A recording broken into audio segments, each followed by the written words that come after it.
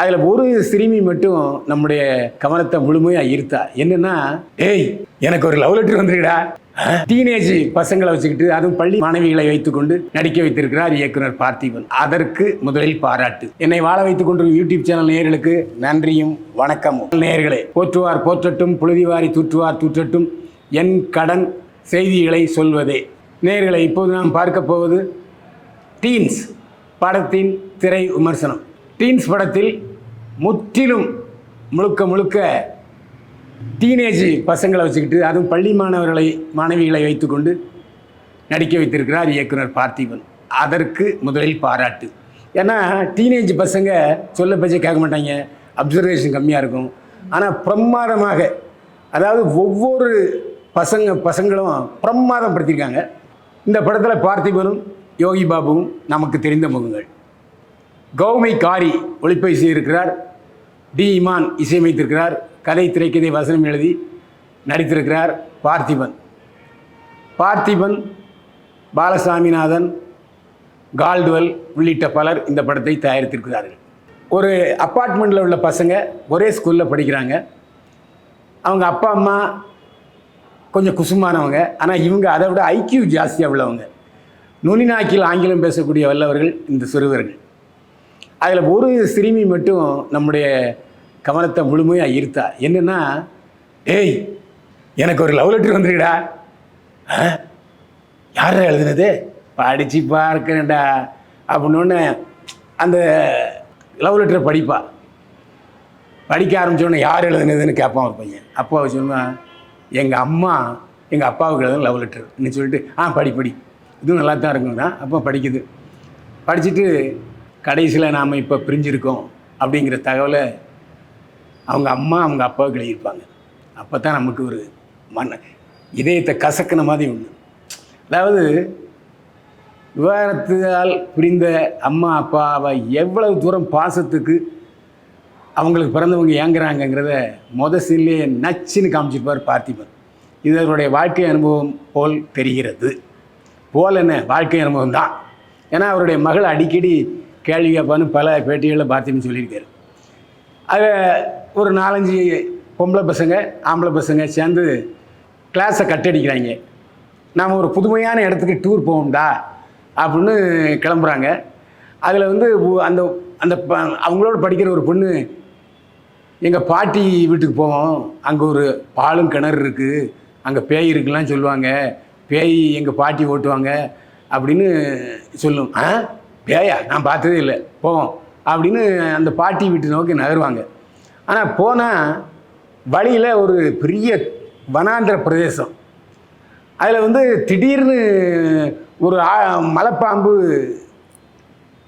அப்படியே எதையோ விழுங்கிட்டு அப்படியே மல்லாக படுத்து கிடக்கும். அப்போ ஏற்கனவே அவங்களில் ஒருத்தி காணாமல் போயிருப்பாள். அவங்க கொலிக்கத்தான் அந்த மலைப்பாம்பு விழுங்கிடுச்சோன்னு குத்துவாங்க. அதில் ஒரு ஆடு பிழைச்சி வரும், ஆட்டுக்குட்டி. அந்த ஆட்டுக்குட்டி எடுத்து போகும்போது அப்படியே மேலே கரடங்கள் கரன்னு சுற்றும், மாடுகள் அப்படியே வட்டம் விட்டு சுற்றிக்கிட்டு இருக்கும். ஒரு அமானுஷ்யமான சக்தி. அது அவங்களுக்கு ரொம்ப பயமாக இருக்கும். அப்புறம் கூட வந்தவங்க ஒரு 3 பேர் காணாமல் போயிடுவாங்க. அதில் ஒரு பொண்ணு மரத்தில் மாட்டி தூக்கு போட்டுக்கும். இந்த அமானுஷ்ய சக்தி நமக்கே பிரமி போட்டுக்கிறது, அதிர்ச்சி விட்டுக்கிறது. அப்புறம் அப்படியே அந்த ஆடுகள் பறக்கும், ஒரு வேலிக்கிட்ட போய் எல்லாம் திரும்பி வரும். அப்போது இதை ஒரு விஞ்ஞானி பார்த்திபன் அவங்க அப்பா சொன்னதை அவர் சொல்லுவார். அவங்க அப்பாவுக்கு 75, இவருக்கு ஒரு 70 வயசு. 150 வருஷத்துக்கு முன்னால் அவர் ஏலியன், அடுத்த கிரகத்து வாசிகளை இருக்காங்களா இல்லையாங்கிற கண்டுபிடிக்கிறதுக்காக ஒரு ஏலியனை அனுப்புவார். அந்த ஏலியனுடைய விஷயம் பல வருஷத்துக்கு அப்புறம் தெரியும். அது உலகத்தில் நன்மையும் நடக்கலாம், தீமையும் நடக்கலாம். ஆனால் நீ அதை தொடர்ந்து ஆராய்ச்சி பண்ணிகிட்டே இருக்குன்னு சொல்லும்போது இந்த வனாந்திரத்தில் நடக்கிறது, அந்த பிள்ளைகள் மாட்டிக்கிறதுலாம் பார்த்திபனுக்கு தெரியும். பார்த்திபன் பைக்கில் வரும்போது யோகி பாபு ஒரு சீன், காமெடி சீன் நல்லா வரும். இவர் என்ன, எல்லோரும் தலைக்கு ஹெல்மெட் போட்டுவாங்க, இவர் கண்ணுக்கே ஹெல்மெட் போட்டிருக்காருன்னு காமெடி அடிப்பார் யோகி பாபு. அதுக்கப்புறம் அந்த ஏலியனில் கண்டுபிடிக்கிறாரா இல்லையா தான் படத்தினுடைய கிளைமாக்ஸ். ஒரு வித்தியாசமான அந்த ஏலியன் என்ன மாதிரியான விளைவுகள் ஏற்படுத்துகிறது, அந்த ஏலியனை பற்றி இந்த மாணவர்களுக்கு சொல்கிறார். இதுதான் கதை. இதில் முதல்ல பார்த்திபனை முழுமையாக பாராட்டணும். ஏன்னா எல்லாருமே நட்சத்திரங்கள் பின்னால் 100 கோடி 150 கோடியை வச்சுட்டு ஒரு பெரிய ரன் நடக்குது. அதுக்கப்புறம் இவர் கால்சி தரமாட்டாரா அவர் கால்சி தரமாட்டாரான்னு ஒரே போட்டி.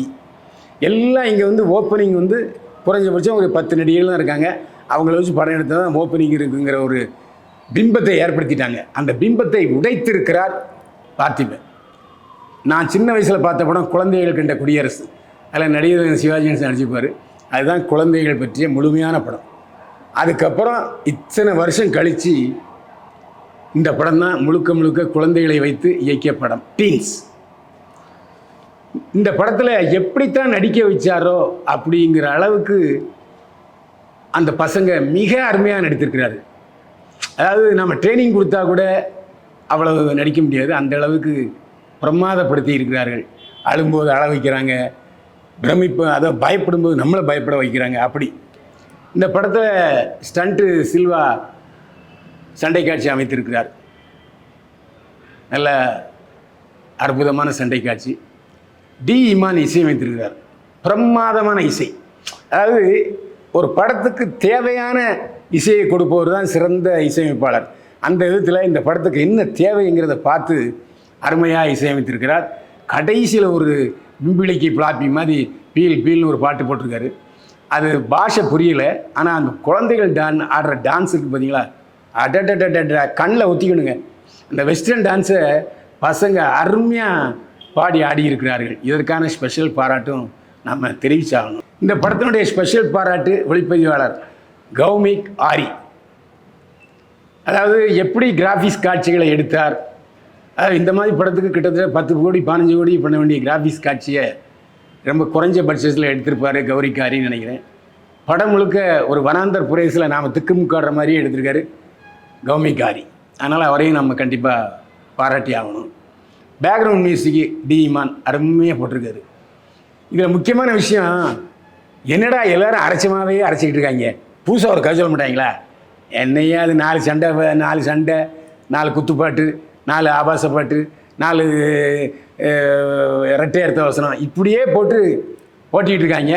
இதில் வந்து திரில் படம்னு வேற நிறைய பேர் எடுத்துக்கிட்டு ஒரே கதையை திருப்பி சொல்லிகிட்டு இருக்காங்க.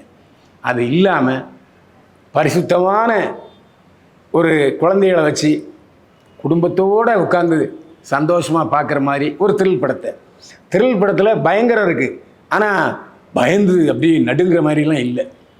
ஒரு த்ரில்லர் படம் தான், ஒரு ஏலியன் படம். ஏலியனுங்கிறது இருக்குது, இன்னொரு லோகத்தில் மனிதர்கள் இருக்கிறாங்க, அவ ஏலியன் பறக்கும் விமானத்தில் வருவாங்க அப்படிங்கிற மாதிரியான நம்பிக்கையை உறுதிப்படுத்துகிற படமாக இந்த டீன்ஸ் படம் இருக்குது. ஒரு நல்ல கதையும் சொல்கிறாரு. அதாவது கருத்து என்னென்னா, இந்த பள்ளிக்கூடத்தில் படிக்கிற பசங்க அப்பா அம்மா பேச்சை கேட்கணும், அதுக்கப்புறம் தான் படிப்பு.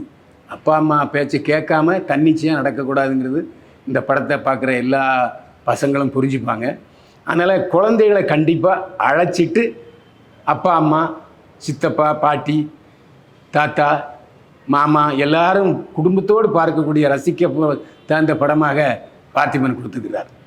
இதில் என்னென்னா, இதில் வருமா வராதாங்கிற சந்தேகம் எல்லாருக்கும் வரும். பரவாயில்ல, நான் இப்படி ஒரு குழந்தைகளுக்கான ஒரு தனித்துவமான புதுமையான படத்தை எடுப்பேன்னு எடுத்திருக்காரு பாருங்க பார்த்திபன். அவருக்கு சபாஷ் ஆகா ஓஹோ பேஷ். எனவே இந்த படத்தை குடும்பத்தோடு பார்க்க வேண்டும் என்பது தான் நம்முடைய விருப்பம். டீன்ஸ் படத்தை குடும்பத்தோடு பார்த்தீங்கன்னா குதூகலமாக இருக்கும். அதை கண்டிப்பாக நான் உறுதியாக சொல்லுவேன். தியேட்டரில் போய் இந்த படத்தை பாருங்கள். நேயர்களே, இது போன்ற யதார்த்தமான விமர்சனத்துக்கு பேப்பர் வெயிட் சேனலை சப்ஸ்கிரைப் பண்ணுங்கள், ஷேர் பண்ணுங்கள். மீண்டும் சந்திப்போம். வாழ்க வளமுடன்.